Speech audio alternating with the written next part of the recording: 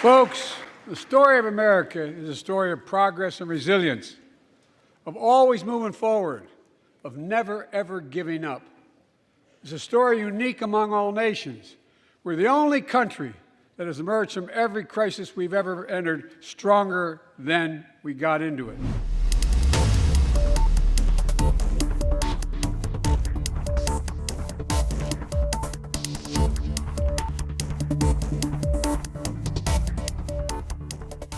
Two years ago, the economy was reeling. I stand here tonight after we've created, with the help of many people in this room, 12 million new jobs. More jobs created in 2 years than any president's created in 4 years because of you all, because of the American people. 2 years ago,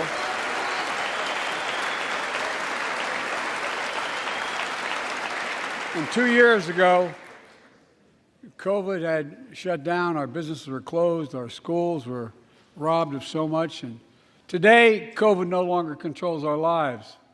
And 2 years ago, democracy faced its greatest threats in the Civil War, and today, though bruised, our democracy remains unbowed and unbroken.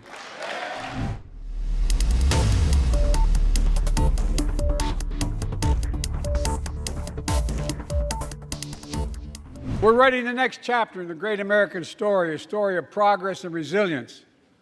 When world leaders ask me to define America, and they do, believe it or not, I say I can define it in one word, and I mean this: possibilities. We don't think anything is beyond our capacity. Everything is a possibility. You know, we're often told that Democrats and Republicans can't work together. But over the past 2 years, we've proved the cynics and naysayers wrong. Yes, we disagreed plenty. And yes, there were times when Democrats went alone. But time and again, Democrats and Republicans came together to defend a stronger and safer Europe. You came together to pass once in a generation infrastructure law, building bridges connecting our nation and our people. We came together to pass the most significant law ever, helping victims exposed to toxic burn pits. And in fact,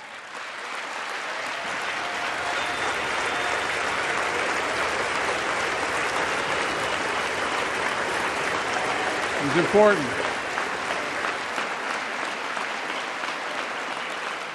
And in fact, I signed over 300 bipartisan pieces of legislation since becoming president, from reauthorizing the Violence Against Women Act, the Electoral Count Reform Act, the Respect for Marriage Act that protects the right to marry the person you love. And to my Republican friends, if we could work together the last Congress, there's no reason we can't work together and find consensus on important things in this Congress as well. I think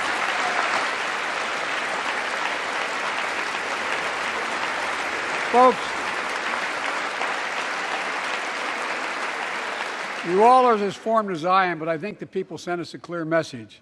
Fighting for the sake of fighting, power for the sake of power, conflict for the sake of conflict gets us nowhere. That's always been my vision of our country, and I know it's many of yours. To restore the soul of this nation, to rebuild the backbone of America, America's middle class, and to unite the country. We've been sent here to finish the job, in my view. For decades, the middle class has been hollowed out in more than, and not one administration, but for a long time. Too many good-paying manufacturing jobs move overseas. Factories closed down. Once thriving cities and towns that many of you represent became shadows of what they used to be. And along the way, something else we lost: pride, our sense of self-worth. I ran for president to fundamentally change things, to make sure our economy works for everyone, so we can all feel that pride in what we do. To build an economy from the bottom up and the middle out, not from the top down. Because when the middle class does well, the poor have a ladder up, and the wealthy still do very well. We all do well.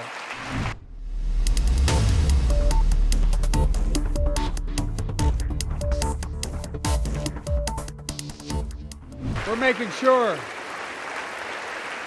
that every community in America has access to affordable high-speed internet. No parent should have to drive by McDonald's parking lot to help them do their homework online with their kids, which many thousands were doing across the country. And when we do these projects, And again, I get criticized for this, but I make no excuses for it. We're going to buy American. We're going to buy American. Folks,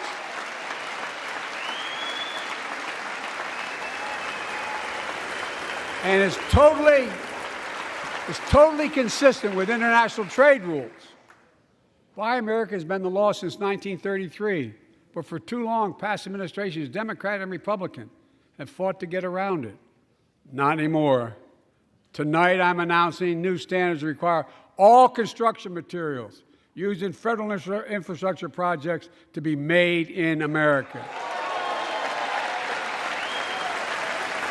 Made in America. I mean it.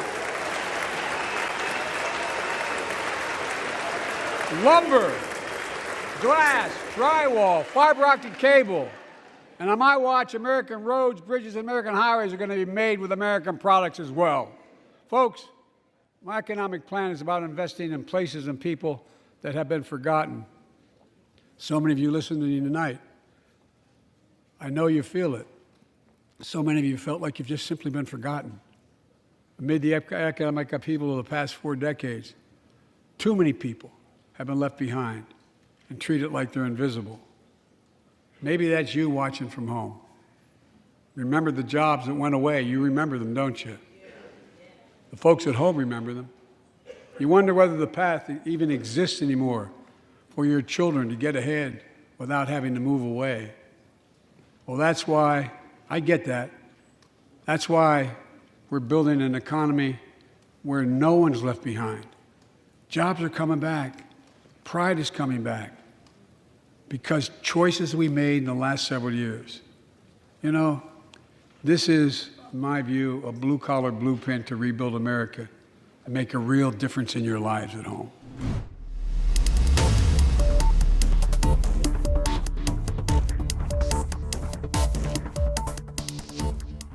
Before I came to office, the story was about how the People's Republic of China was increasing its power and America was failing in the world.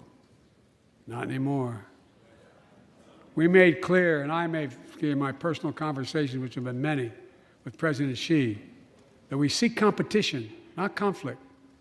But I will make no apologies that we're investing to make America stronger.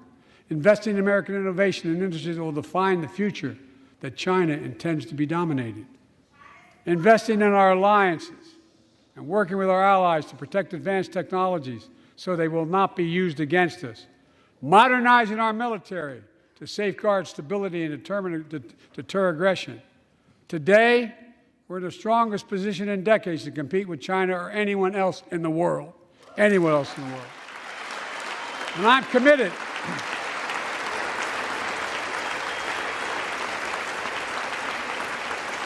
I'm committed to work with China where we can advance American interests and benefit the world, but make no mistake about it. As we made clear last week, if China threatens our sovereignty, we will act to protect our country, and we did.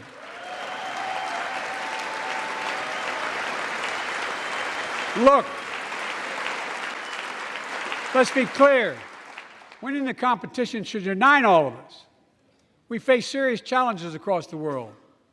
But in the past 2 years, democracies have become stronger, not weaker. Autocracies have grown weaker, not stronger. Name me a world leader who changed places with Xi Jinping. Name me one. Name me one. America's rallying the world to meet those challenges, from climate to global health, to food insecurity, to terrorism, to territorial aggression. Allies are stepping up, spending more, and doing more. Look, the bridges we're forming between partners in the Pacific and those in the Atlantic, and those who bet against America are learning how wrong they are. It's never, ever been a good bet to bet against America. Never.